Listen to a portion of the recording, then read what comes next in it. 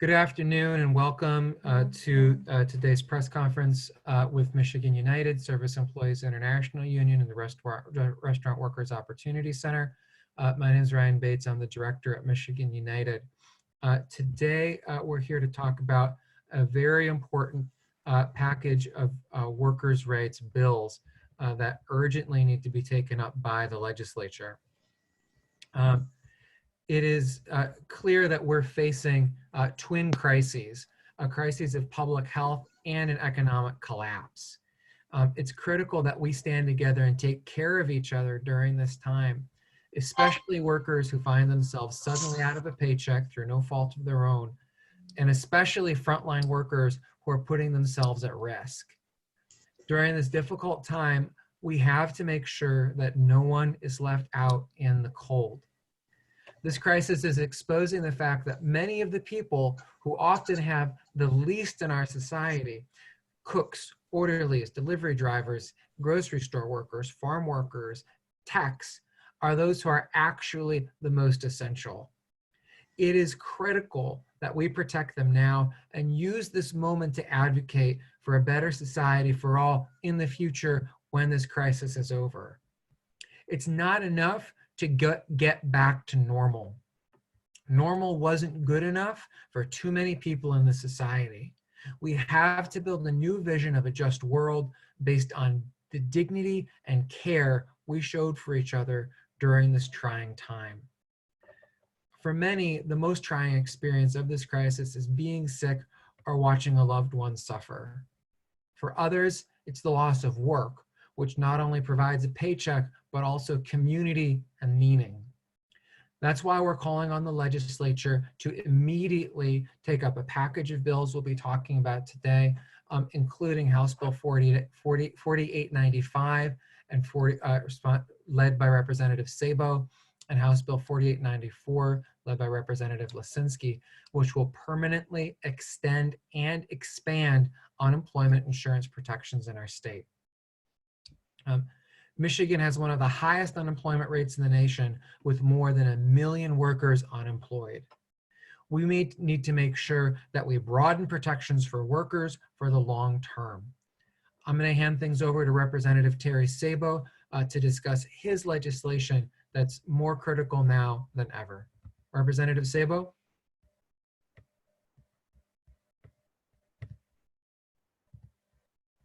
Okay, thanks a lot, Ryan. Can you hear me okay? Yeah, okay.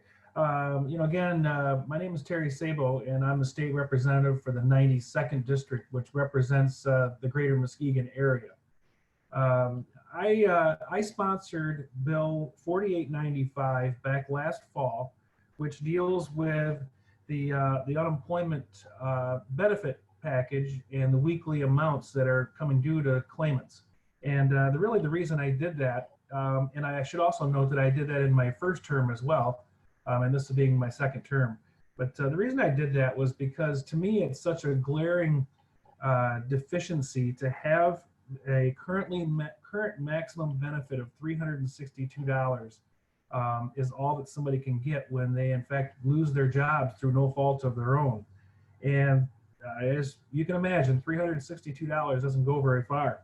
What it amounts to is about $18,800 a year. And that's a number that has not changed in almost 20 years.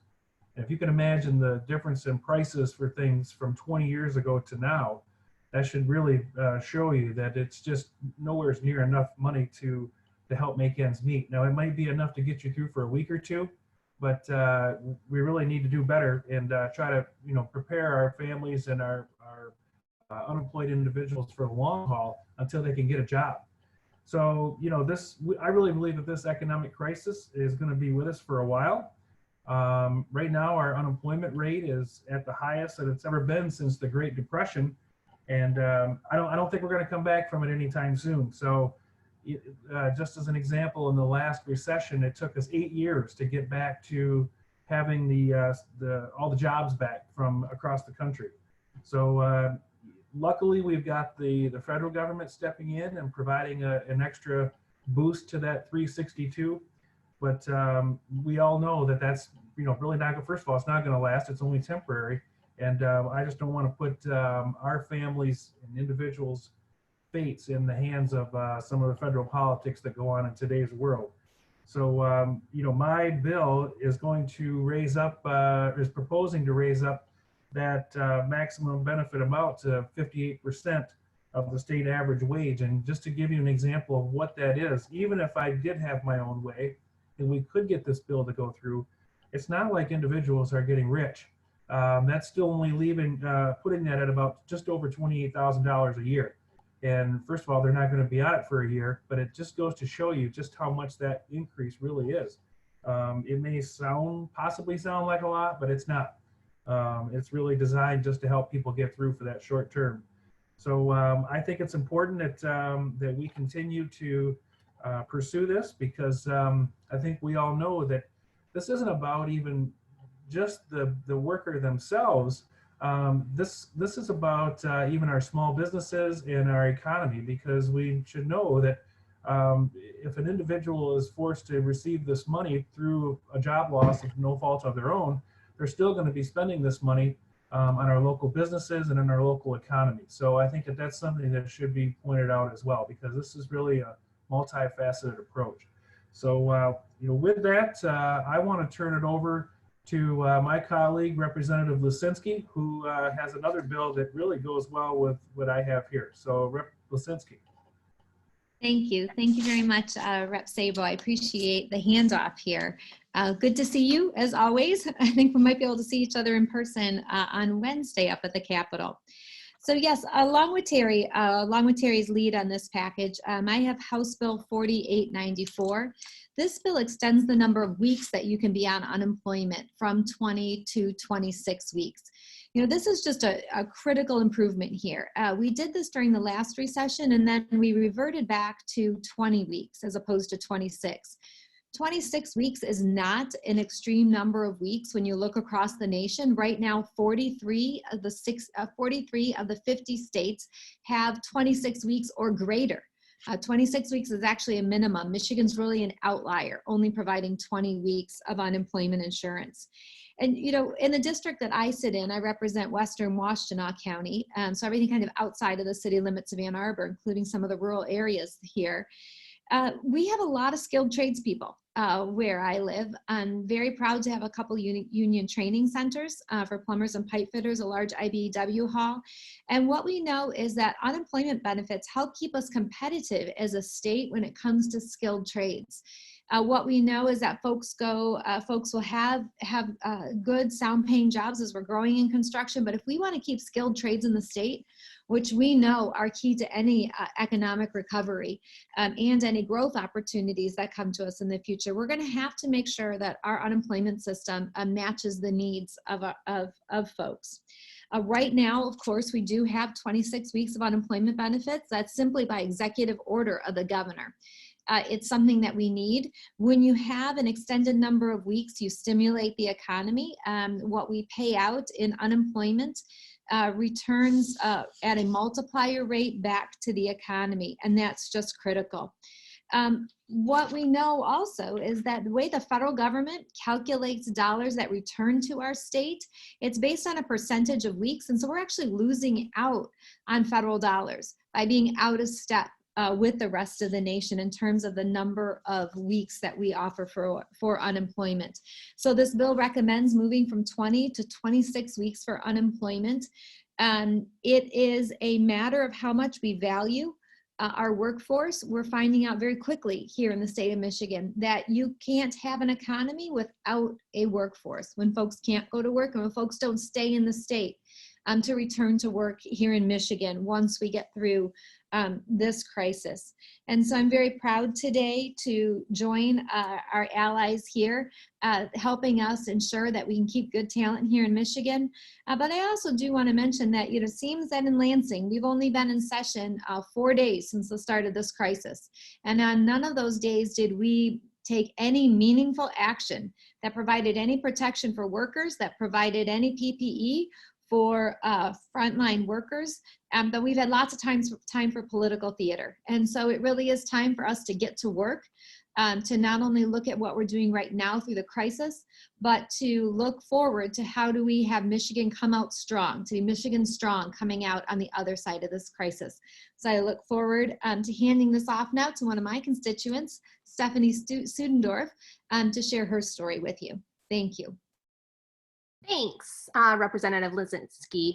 My name is Stephanie Suddendorf. I own and operate a in-home daycare center in Saline. I've lived in Michigan my whole life, mostly in the Ann Arbor area.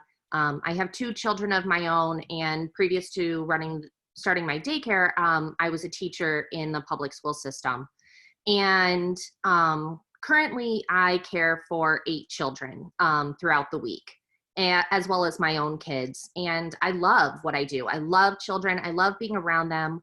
I love watching them develop, and from little infants who can't do anything to kids who can express their opinions and their thoughts and their feelings and their desires in a really meaningful way.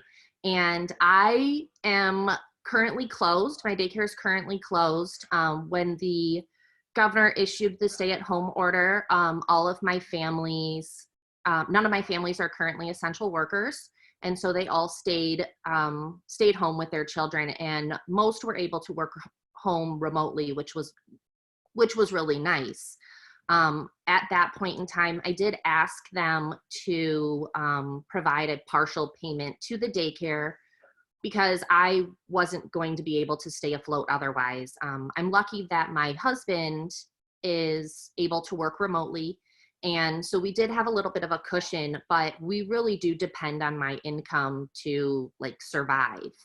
And so it was really a scary time for us at first when the daycare closed, and I wasn't sure how many of my families I was going to be able to keep when essentially they're paying for daycare that I was no longer providing since they were watching their own children.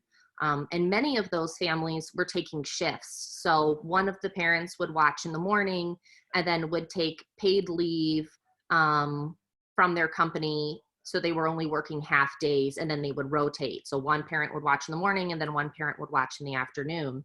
So they're using their paid time to watch their own kids and then having to pay me. And I felt terrible about asking them for this. I've become very close to my daycare families. We are friends. We really get to know each other. And I know how difficult this is for many of them. And I felt terrible asking this of them, and really tried to express the logistics of how I needed to be able to survive to do this. And most of my families were very understanding, and I was very supportive, and I'm very supportive of the governor and the stay-at-home order and keeping everybody safe. And so I very much appreciate that she did that. And when the self-employment came through so that the self-employed could get unemployment, it was a huge godsend to us. It meant that I was able to then contact all of my daycare families and let them know that I no longer needed them to pay to hold their spot in the daycare. So it relieved not only a financial burden on my family, but also the 8 other families that are connected to mine through my business. And so that was huge for us, and it was huge for them. And I know that many of them really appreciated it. I had actually, previous to being able to receive the self-employed unemployment, I had a family who had told me that they were no longer going to be able to be in the daycare because they couldn't afford it. And then when I told them that I didn't have to ask for payment anymore, they immediately were like, rescind that, we would like to stay with you. So it was a really important thing for them and for me. And then along with that, it's given my family the opportunity to support some of the local businesses in my own area as well. We've really made a point to try and purchase from as many local companies as we can during this time, because being a small business myself, I understand how difficult it is. I also know that many of my family struggled because 3 of them actually have been furloughed during this process. One was in construction, One works for the transit authority and another works for the health systems in a non-medical capacity. And so all three of them have been furloughed. So it was, again, doubly important for them because now they're not having to pay for this piece in my daycare. So it's been incredibly helpful to my family to be able to have this. I know that many of my friends as well who are self-employed have really benefited from this, and it's something that we should be able to extend to everybody, not during a pandemic situation.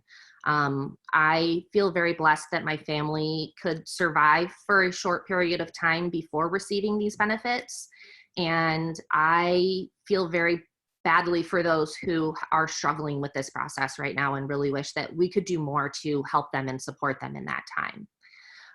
So that's why I'm here today to, ask the legislation to really back these bills and, support our workers as much as we can during this time. So thank you very much. Great, thank you, Stephanie.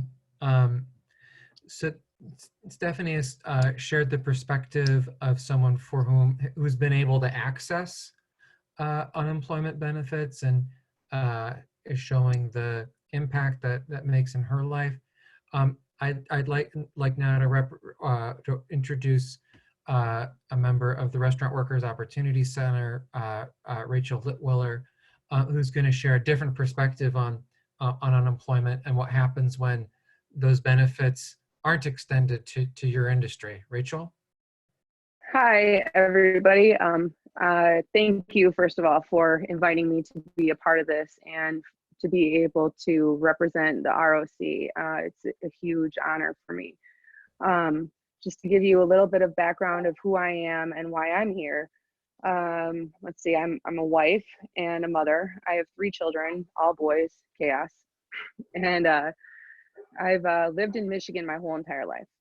I've been working in the service industry for over 20 years, and I love it. I love being a part of service because it gives me the opportunity to impact people through a dining experience. And one of my favorite things that I've been privileged to do in serving is being a part of weddings. So a wedding is one of the most important moments for somebody in their life, and I consider it an honor to be invited to be a part of that. I love managing something that is large scale and takes a lot of problem solving, and I get to relieve the pressure from the families and the couple that is getting married. So at least it's one less thing that they have to worry about, so they can focus on what's important, and that's their special day and their special moment. Let's see. Service is really a passion of mine. I have always gravitated back towards restaurants. No matter what I've done, I've tried to work in other industries, and it doesn't speak to me the same way as working in customer service, specifically when it comes to restaurants and the food industry. I was laid off back at the beginning of March because of my position as a server, and I filed for unemployment then. I've never had to draw on unemployment, ever. When I was informed of the amount that I was going to be paid per week, it was around $270 a week that I was to be paid. And it was kind of a shock for me because I could make that in 2 nights. So I was a bit taken aback.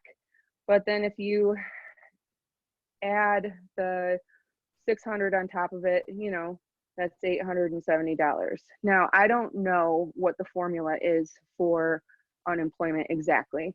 I know that as a server, the minimum wage is $3.64 an hour plus tips. If I was receiving the $870, that would be helpful, but here I am, I'm not receiving anything at all. And that is due to the fact that I changed jobs right before the pandemic hit. So what that meant for me is that I couldn't qualify for the $600 because I didn't make enough in that quarter to qualify for the $600. And then on top of it, my unemployment was being denied based on an employer that I was no longer working for when I was laid off. So I'm kind of been stuck, you know, trying to figure this out. I've been without employment since 2015. And, you know, I've never had to draw on unemployment. My hopes in being here today with all of you folks is that I can be a part of the solution, and in doing so by telling my story. Amending these bills is so important because increasing the percentage in the formula to figure out that money would provide a more accurate reflection of what we need as a family personally and what other people need. It would take a lot of stress and worry and pressure from my family to also extend the time period as well. I love what I do. I love it. I'm passionate about it. It's not just a job for me. It's a career. It's my livelihood, and I wouldn't change it for the world. But, you know, this is where I sit with things. I'm really, really grateful to be here. I'm grateful to represent the ROC and to represent servers and other restaurant industry workers across the state. I don't take that lightly, that I'm being able to be a voice for people. So I appreciate all of you for taking the time to listen to me and for doing what you can to try and help this whole scenario out. So thank you very much. Rachel, thank you so much for sharing what you're going through. If I can ask, what sort of choices are you having to make in your family budget right now? How is this uncertainty impacting you guys? So I'm fortunate that my husband's unemployment went through, so that's been helpful. He's a electrician apprentice, and actually he was supposed to be going back to work this week, and with me having had mild COVID symptoms, it impacted everything and he had to stay home.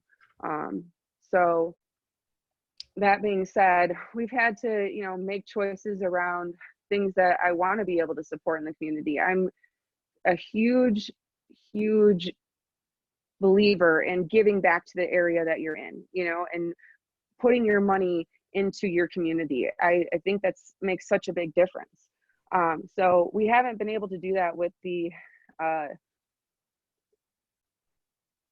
amount that I'd like to be able to do that. The other thing that I've had to do is that we've basically not been paying our utilities. And that's due to we can't shut anything off at the moment. So, okay, so we're not going to pay our utilities until we get this figured out, and hopefully there'll be some relief on the other end of that when this all gets said and done.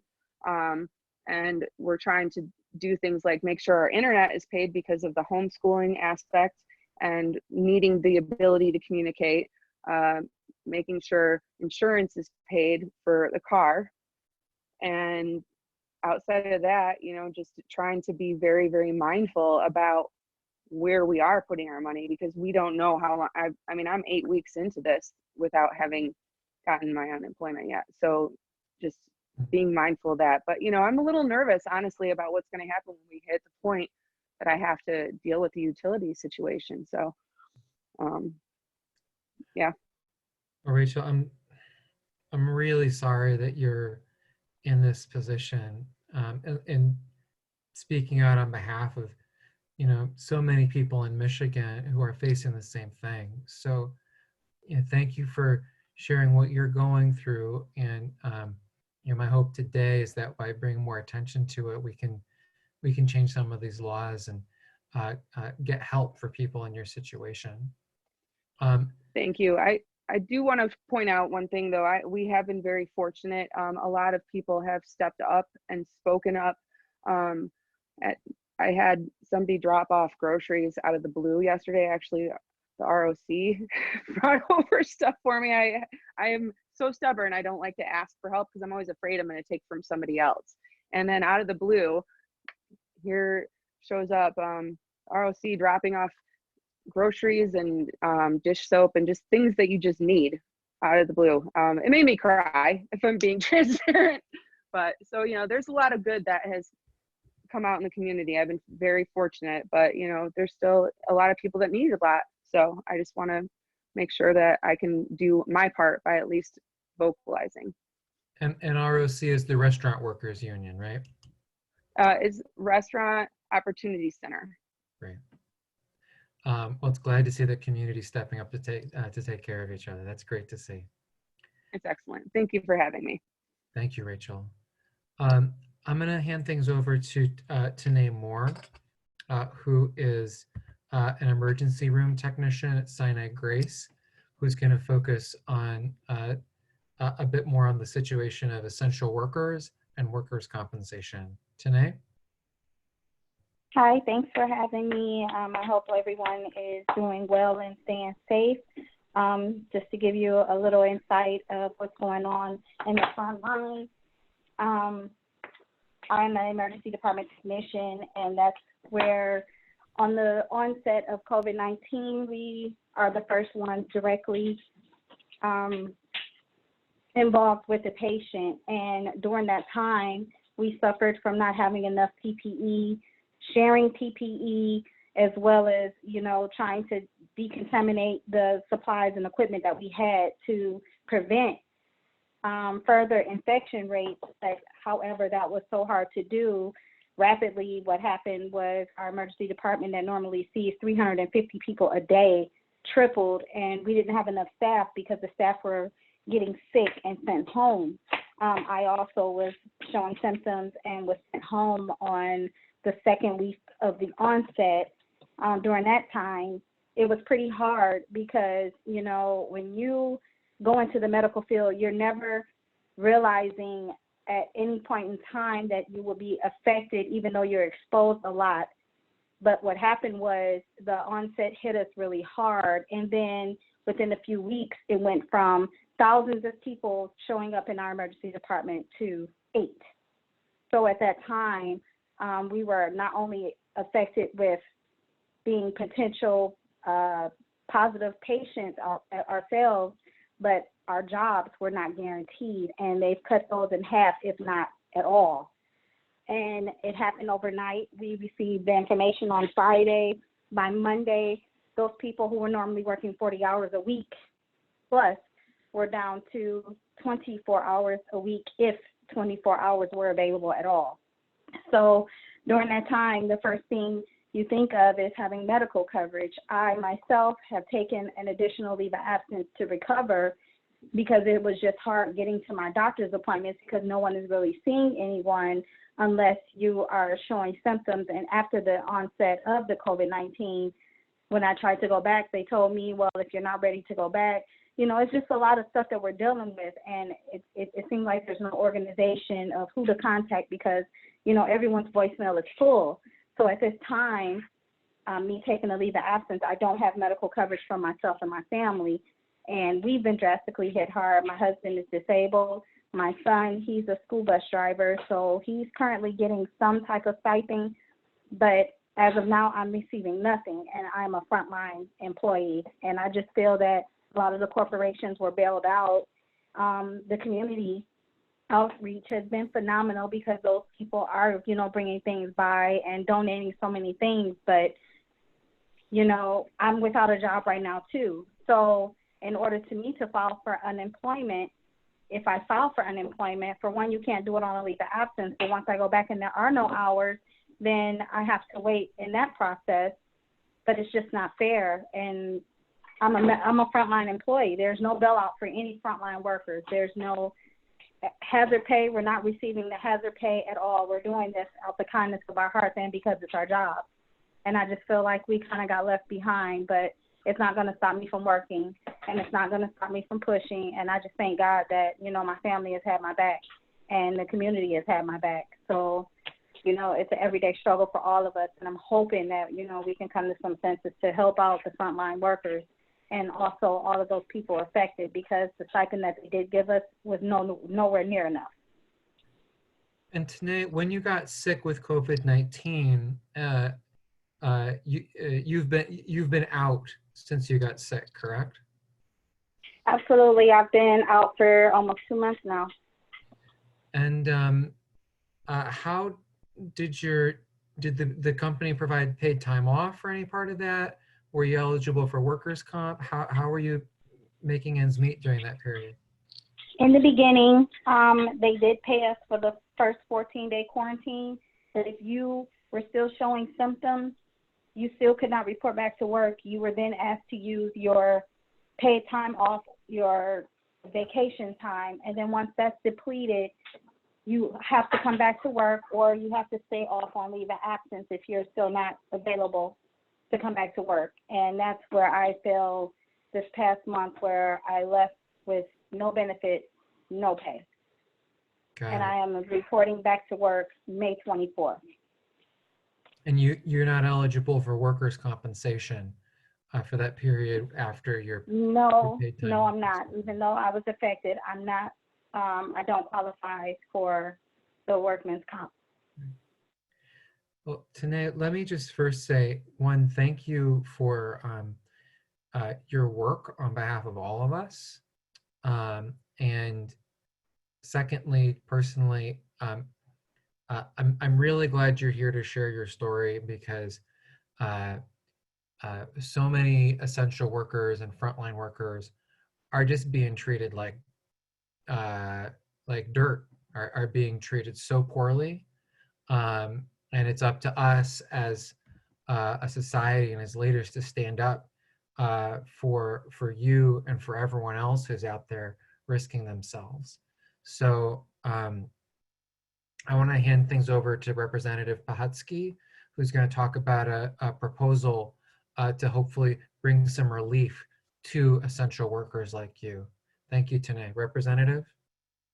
Thank you, Ryan. And to echo what Ryan said, thank you, Tanae. I don't like that we don't have policies in place currently to mitigate what you've gone through. And you know, there's a lot going on right now talking about how healthcare workers and frontline workers are heroes, and you absolutely are, but we need to put our money where our mouth is. So thank you for everything you're doing.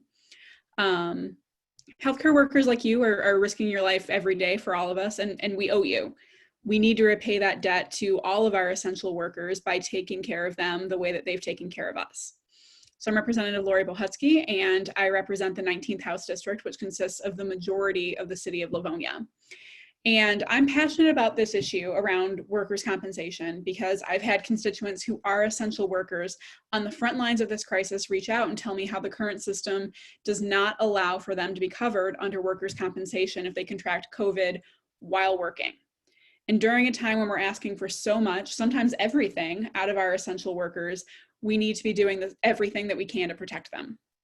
I'm very proud to be announcing that a new bill I've sponsored, HB 5758, will provide enhanced workers' compensation protection for essential workers.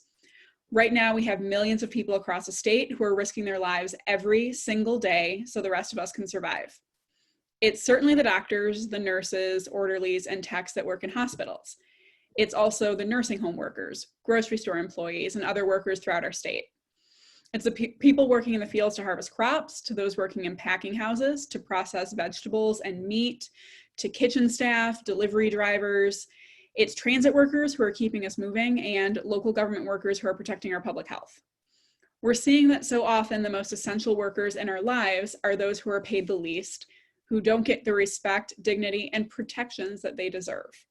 So I hope that this crisis reminds us that everyone deserves dignity in the job, and that we can hold that in our hearts while we write it in our laws when we return to our normal lives. Like I said, we have to put our money where our mouth is. Essential workers, no matter whether they're in a hospital or a meat packing plant, a grocery store, or a nursing home, are risking their lives every single day. We owe them gratitude as well as financial protection when they get sick. So my bill automatically makes essential workers eligible for workers' compensation if they contract COVID-19. They shouldn't have to fight with their employer or the insurance company to prove that they got COVID from work. They almost certainly did, since they're out there in the world while everyone else is staying home. So my bill would provide presumption for that. It's absurd to ask them to prove when and how they got COVID, since the federal government has completely failed to provide adequate testing and contact tracing. This is a monumental task, and we shouldn't be asking them to do it. We owe essential workers the assurance that if they get sick while taking care of us, then we're going to take care of them.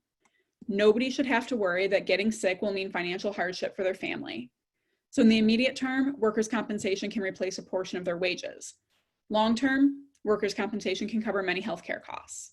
And we know that this is critical because as we learn more about COVID-19, we're learning that for many who recover, they'll be left with lifelong kidney, lung, blood, even neurological issues. So it's not just a question of escaping the hospital alive. Many COVID patients are going to require long-term care like dialysis. The workers we call heroes now should be treated like heroes for the rest of their lives.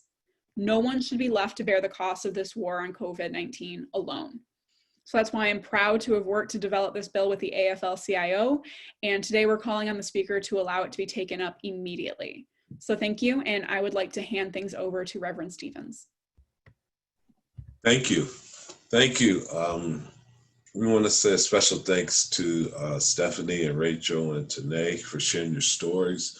We know that it's often difficult to be transparent in a time of crisis.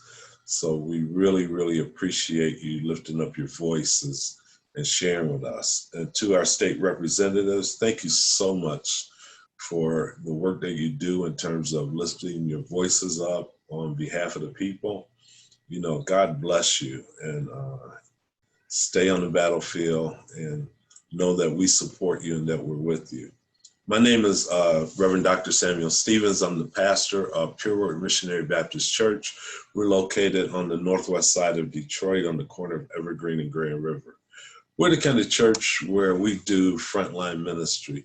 A lot of people that come to our church and our ministry are people that are in need. And so we have a ministry of giving and a ministry of serving. The biggest aspects of our ministry are food and clothing. We've been doing food for the community and clothing for the community for the past 20 years. But since this crisis has taken place, the demand is just skyrocketed. We're probably serving 3 times as many people now as we were before the crisis. I have to tell you personally, I really struggled with becoming a pastor. I did not want to be a pastor. I wanted to be a businessman, and I wanted to be in the top 1%. But God called me to this calling and this ministry, and it's been a tremendous blessing to my life. Everything happens for a reason, and everything happens and takes place in its own season. And I'm just excited that I'm allowed to be able to serve in this time and do the work that God has called me to do. We're doing serving the community by passing out food boxes 2 days a week. And we're also ministering to people through counseling, through helping people overcome their fears. There's a whole nother side to all of this that goes far beyond the unemployment. It's the desperation, it's the fear, it's the anxiety, it's the struggle of just everyday survival that people go through. So we spend a lot of times ministering to people. This work lets me know that God has me on the right track and the right path, and calling me to preach many years ago that I'm here for a time as this, for a reason, so that God can use me, use my voice to be able to lift up to the community. We have people in our ministry that are just struggling. I have a deacon who is considered an essential worker. He works for an automobile supplier, but he has underlying conditions. And so his struggle is, even though there are cases showing up on his job and he needs his job in order to take care of his family, does he risk his life and still go to work every day with his underlying conditions? Or does he quit his job and, try to save his life? A real struggle in terms of what do you do on a day-to-day basis? I pray constantly for his health and his safety. We have a young couple in our ministry who had just started working in retail about a month before the pandemic struck. And so they went and they applied for unemployment, and because they hadn't been on the job long enough, they were denied. And There are a lot of people on the front line that come to us who struggle to be able to get online, to apply for unemployment benefits. And then when they can, some of them don't have the wherewithal to navigate the system. And so there are no resources out there to really help guide them through the process. And so a lot of them are just giving up. And so as a ministry, what we do is we try to reach out to people, help them navigate the system, and to be able to get them back on track. I often wonder, when this is over with, the people that are on the bottom and on the front line, the people that who suffered the most, the people that have the least, what will happen to them? The restaurants that won't open back up and the jobs that won't be there, the low income jobs, the frontline service workers that won't have a job to go back to. And so we need a process in place. We need systems in place that will be able to help them. From a moral perspective, I'm reminded of the story that our Lord and Savior Jesus Christ told when he was talking to some lawmakers, scribes and Pharisees, if you will. They were responsible for making the law. And so he told them a parable. He said, well, when you get to heaven, I'll say I was hungry and you didn't feed me. I was naked and you didn't give me any clothes. I was sick and you didn't come visit me. I was in prison and you didn't care about me. And so the lawmakers said, well, when did we do that? We went to work every day. We wrote laws. We did what we thought we were supposed to do. And his response was when you did it to the least of these, you did it unto me.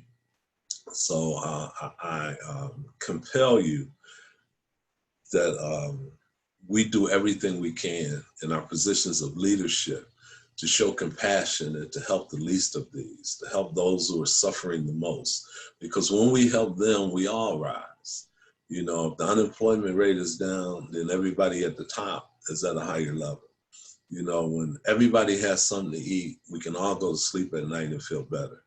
But when we have people who are starving in the streets, when we have people who are getting evicted and losing homes, when the stress and the anxiety rises within the community and society, we all suffer from it. This is a time for leaders to really step up and show their moral value. This is a time when you'll look back over the next 5 years, 10 years, and your children, your grandchildren will ask, well, what did you do when the pandemic came? What did you do in the midst of the crisis? And I submit to you that now's the time to show compassion and love for one another and to be able to help and support each other. So to our representatives, I'm praying for you. I'm praying that your bills will get passed and that you'll find the support that you need in order to help our people. Thank you so much, Reverend Stevens, for your words, and thank you for your work in the community on behalf of the folks who need it most. We have time now for questions, if there are any. And there's for our first question is from Steve Carmody at Michigan Radio about whether Republican leadership has expressed any interest in taking up this legislation. So I would start by saying, this is our attempt to get them to take it up. Representatives Sabo, Pohutsky, Lasinski, how do you respond? How is leadership responding to the need for doing these sorts of bills? So when we look at what the Republicans have put forth in the sessions that we've come together on since the COVID crisis began, we have not seen forward-looking legislation like this taken up. What we did see in their political stunt to try and take power from the governor, they did include one of the executive orders that addressed unemployment, but again, they only included it on a temporary basis. And what we know is that for Michigan to continue to be a thriving state, we need to permanently, we knew it before the crisis, and we understand it even more deeply now, to make significant changes to our unemployment system to really help get people back to work and to keep the economy stable while people are out of work. So no, we haven't seen them offer to take it up on a go forward basis. We've only seen them willing to stamp what the governor has already done on a temporary basis at this time. Representative Sabo? Yeah, and if I could add, you know, the bills that Representative Lasinski and I have, they're nothing new. These are bills that have been out there for quite some time because there is a legitimate need to have them addressed. And I think what's happening now with the crisis that we have going on, it just really puts the microscope on how our unemployment insurance agency is now structured, not only from a personnel standpoint, but from a policy standpoint. It does not suffice to take care of the worker who loses their job. And it just seems like the message that Representative Lasinski and I have just falls on deaf ears. And it's about time that we do start taking care of these folks, because that's how we're going to get through this, is from taking care of folks from the bottom up. Let's help them get through this situation. Thank you, Representative. Representative Pohutsky, did you want to respond as well? I mean, just really to echo what my colleagues have said, I think that this is a matter of what needs to be done. I'm having conversations with folks on the other side of the aisle about the importance of this, but I really don't think that those conversations should even have to take place. We can all recognize how important it is to do things like extend unemployment in statute and to make sure that folks who are required to work right now have long-term protections. So I don't necessarily know about the initiative the other side of the aisle feels. Unfortunately, we've been seeing a lot of political theater coming out of both chambers and not a whole lot of substantive work. But I'm hoping that that starts to change. Thank you. Are there any questions, other questions? I see a question from Mike Malott from Mirrors. Please speak to the issue of who pays for unemployment insurance. Some contend it is businesses and employers. Some argue that employees pay for it themselves because it is part of their compensation package. If you pass these bills, who pays for the cost? So I will take that one for a moment. So Mike, I'm also a small business owner, and so and employing folks. And when my husband's also a small business owner until just recently, what we, the unemployment cost and the unemployment insurance cost is borne by employers. And so I'm not sure how that's part of an employment package for a worker. If you are employed by a company, then through the employer payment for unemployment insurance, you have that benefit available to you. That's what's become very clear at this moment in time, when our folks who were independent contractors, gig workers, etc., did not have the opportunity to receive unemployment compensation during this crisis. And so clearly borne by the employer. And it's one of the reasons in Michigan that we've actually been able to stay so stable from an unemployment standpoint during this crisis, is because we were able to build up the unemployment trust fund to about $4 billion, which is really helping us ride this out. And again, we had a well-managed system from an employer perspective there. And so so far, so good on that, but that's going to start feeling the strain in just a couple of months in terms of what's left in our trust fund. And we were, based on the system we had of employer payments for unemployment insurance into that system, we were one of the most stable in the nation. Right. Thank you, Representative Lasinski. Are there other questions?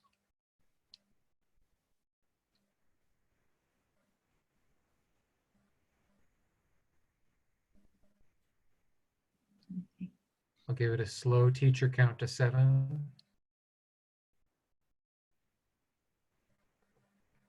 Okay, great. Representatives Pohutsky, Sabo, and Lasinski, thank you for your leadership on this issue. Stephanie, Tanae,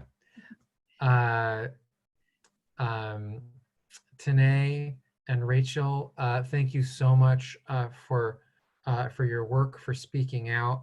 Reverend Stevens, thank you for your moral leadership. Our partners at Service Employees International Union, at the Restaurant Workers Opportunity Center, at the AFL-CIO, at the Michigan League for Public Policy. Thank you all for working together to advance these bills and make this work possible. We'll be sending out a release fairly shortly with quotes and bill numbers, and folks should be looking for that by the end of the day. Thank you very much, everybody. A recording will be available on our Facebook page and our website fairly soon. Thank you, everybody, for your time this afternoon.